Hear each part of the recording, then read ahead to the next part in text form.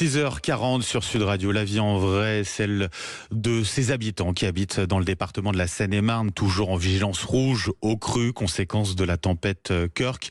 Rebonjour Marilyn Pichery. Bonjour. Et soyez la bienvenue sur Sud Radio. Vous êtes donc la maire de Savigny-le-Temple, dans ce département de Seine-et-Marne.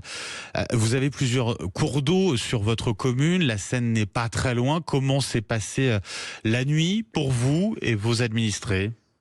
Alors nous, on a un petit cours d'eau qui n'a pas débordé, mais on a 17 lacs de rétention. Nous sommes en ville nouvelle, donc les lacs de rétention ont fait leur office. On a eu beaucoup de pluie, mais nous n'avons pas d'inondation. Des lacs de rétention qui vous permettent, dans cette situation-là, avec un risque d'inondation, de les éviter. Voilà, c'est ça, de les éviter. Et puis, on est un petit peu plus éloigné que d'autres villes, et notamment la partie qui donne sur le Loing, qui, elle, subit encore des inondations, sur le Grand Morin aussi, subit des inondations qui sont extrêmement importantes, alors que nous, nous subissons des pluies, des fortes pluies. On a eu hier soir une rue qui a été un peu inondée sous le pont de la gare, mais cela s'est quasiment évacué ce matin. Et on a eu un sujet, nous, de transformateur électrique qui a pris feu, mais c'est sans rapport avec les inondations, c'est juste accidentel. Cela dit, ce matin, j'ai 1600 foyers qui n'ont pas d'électricité, donc on est en train de gérer, dont la mairie et une école, nous sommes en train de gérer, et c'est pour vous dire combien les équipes qui étaient en anticipation ont pu aussi gérer ce problème. Tomber à pic, quoi, d'une certaine manière. De toute façon, sans les problèmes d'inondation, elle serait sortie, parce que les effectifs de notre commune, comme dans beaucoup de communes, eh bien, sont extrêmement dévoués aux habitants et sortent jour et nuit, justement. Les services, bien évidemment, qui sont mobilisés. Puis vous-même aussi, Marilyn Pichery. Moi, j'y étais aussi. Les maires, on est en première ligne aussi, toujours. Moi, j'y étais cette nuit, j'ai dormi 2 heures. Voilà. Mais c'est normal, je dormirai mieux l'année prochaine. Oui, voilà. C'est un engagement, un sacerdoce, très clairement. Donc ça veut dire, le transformateur, c'était quand ? Et auparavant, vous étiez, j'imagine, déjà mobilisé avec cette inquiétude de savoir si inondation ou pas. Voilà, on était mobilisés depuis mardi soir, et en fait, hier, toute la journée, on a été vigilants, notamment sur les 11 groupes scolaires, parce qu'il faut pouvoir accueillir les enfants de manière correcte dès 7h du matin. D'ici un quart d'heure, ils doivent être accueillis dans les écoles. Et donc, on a des équipes qui ont tourné hier soir aussi sur toute la ville pour voir si nous n'avions pas des rues inondées, des endroits qui pouvaient être inondés et dangereux, et mettre en sécurité dans ces conditions-là.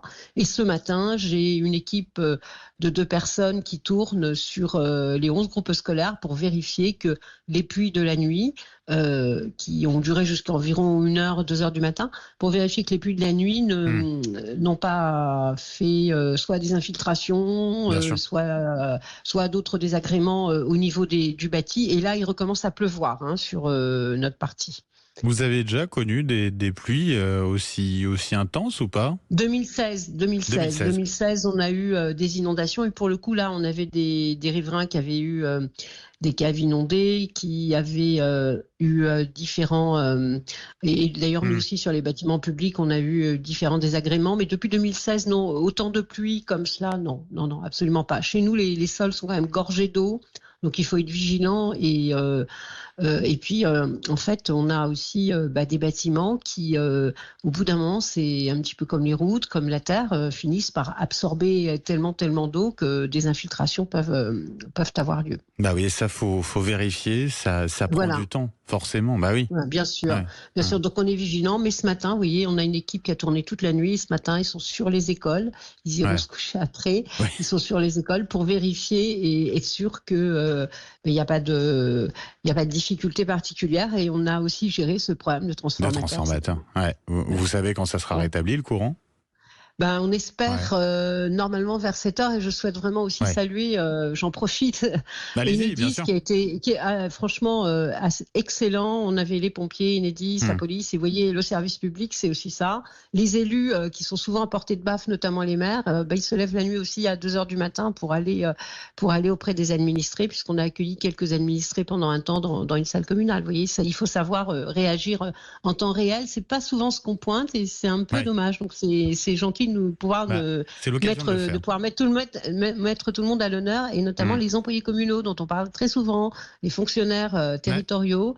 Et ben, cette nuit, ils étaient dehors pour un certain nombre. Voilà. Et ce matin, ils sont sur le pont. Moi, j'ai appelé tout le monde à partir de 5h30, 6h du matin pour leur demander d'être sur le pont, là où il fallait être pour traiter en urgence toutes les priorités. Bon, Marilyn Pichery, maire de Savigny-le-Temple en Seine-et-Marne, toujours en alerte rouge en ce qui concerne la Seine-et-Marne, les crues, la Seine-et-Marne.